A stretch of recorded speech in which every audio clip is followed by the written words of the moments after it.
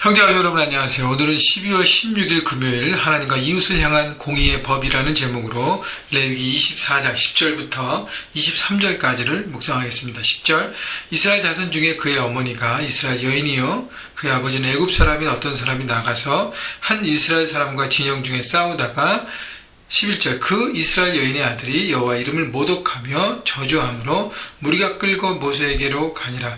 그의 어머니 이름은 슬로밋이요 단지파 디브리의 딸이었더라.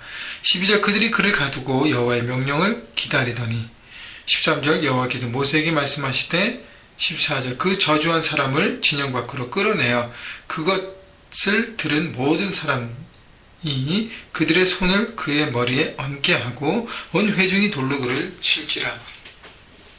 자, 10절부터 보면 이스라엘 여인이니까 한 사람, 범죄한 한 사람이 있는데 그 어머니 이스라엘 여인이었고 아버지는 애굽 사람이었습니다. 하나님의 이 법을 이제 규례를 얘기하고 있는데 어떤 가상의 경우를 두고 생긴 법이 아니라 실제적으로 일어난 일을 토대로 생겨난 판례법입니다. 그 내용이 그래서 구체적이에요. 어머니는 이스라엘 사람이고 아버지는 애굽 사람인데 그 자식이 범죄했습니다. 이스라엘 백성들은 모계를 어머니를 따르는 전통이 있어서 엄마가 유대인이면 무조건 유대인인데 순수 유대인이라고 여겨졌습니다. 근데 왜 이런 경우를 특별히 언급했을까요? 이 말씀은 유대인이건 외국인이건 모두에게 적용되는 것이라고 하는 것입니다. 그래서 16절 건너뛰어 보면 이런 얘기가 있어요. 여호와의 이름을 모독하면 그를 반드시 죽일지니 온 회중이 돌로 그를 칠 것이니라. 거류민이든지 그러니까 이스라엘 사람이든지 거류민 외국인이든지 본토인이든지 이스라엘 사람이든지 여호와의 이름을 모독하면 그를 죽일지니라. 결국 하나님의 말씀은 이스라엘 백성들에게만 적용되는 것이 아니라 모든 사람들에게 적용되는 공의의 말씀이고 법인 것입니다. 그래서 그 말씀을 공의롭게 모든 사람에게 적용하고 지켜야 되는 것이죠. 그래서 하나님 말씀은 피상적이 아니라 구체적입니다. 그래서 삶에 적용하기 용이합니다. 그러니까 결국 하나님 주신 말씀은 듣고 깨닫고 지식적으로 좋구나 이렇게 생각하는구나 하고 생각에 머무는 것이 아니라 삶으로 적용하기 위해서 하나님 말씀을 주신 것이죠. 자, 그런데 이 죄의 내용이 하나님의 이름을 모독했습니다. 하나님 모독하는 죄는 죄악 중에 가장 큰 죄악입니다. 왜냐하면 우리 인생의 주인이고 창조주를 부인하는 언어와 행동과 고백이기 때문에 그래서 가장 큰 죄인데 이것은 죽음으로 다스렸다는 것이죠. 가장 큰 죄악이기 때문에. 그래서 이 모든 죄악들을 하지 않을 수 있도록 철저하게 생각하고 살아야 하는 것을 하나님은 가르치십니다. 어떤 타협점이 없다는 것이 여호와의 이름을 모독하는 것. 그래서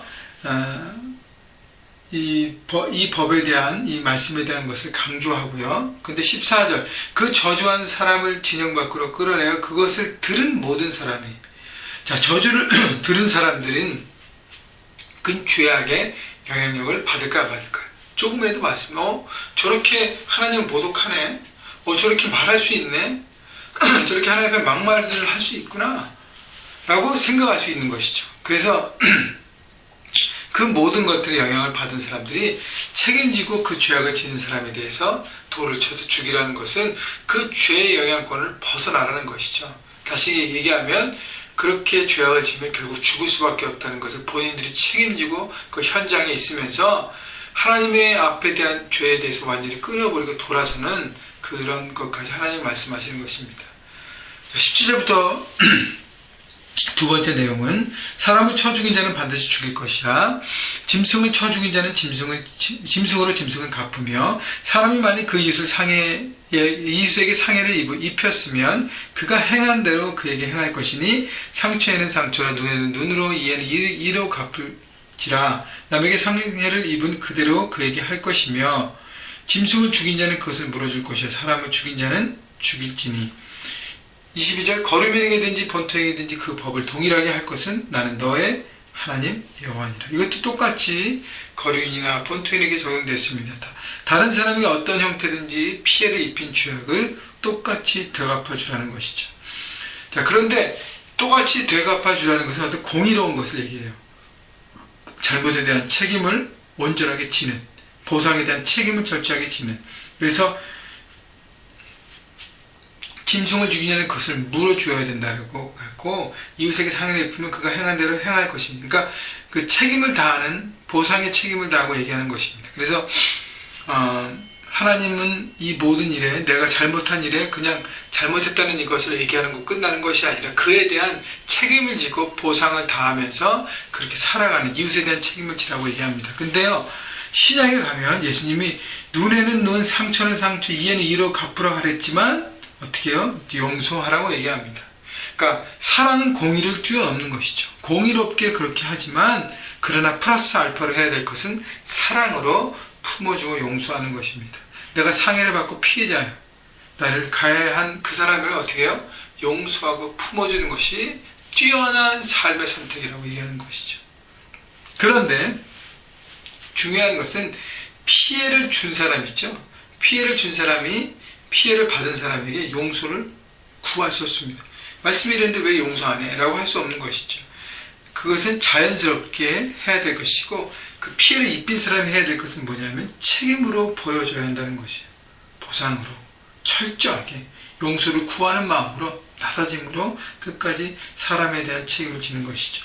오늘 두 본문에서 내용의 키포인트는요, 하나님에 대한 책임, 사람에 대한 책임, 그 모든 것을 다하면서 이 죄악이 얼마나 큰지를 하나님 말씀하시고, 그 죄악은 공의의 법대로 하나님은 다스린다는 것.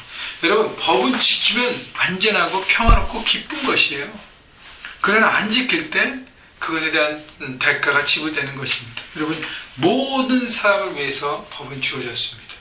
내가 이기적으로 나만 생각할 때, 나를 쏙 빠져나갈 때 법을 지키지 않고 무리를 일으킵니다. 여러분, 하나님 앞에 내가 어떤 모습으로 서야 될지, 사람들 앞에 내가 어떤 모습으로 될지 정말 책임을 다하는 예수님의 제자로 하나님의 사랑으로 공의를 뛰어넘고, 그러나 공의라는 밑바탕의 베이스를 내 마음 가운데 깊이 가지면서 하나님 나라를 아름답게 만들어가는 여러분 모두가 되시기를 주님의 이름으로 축원합니다.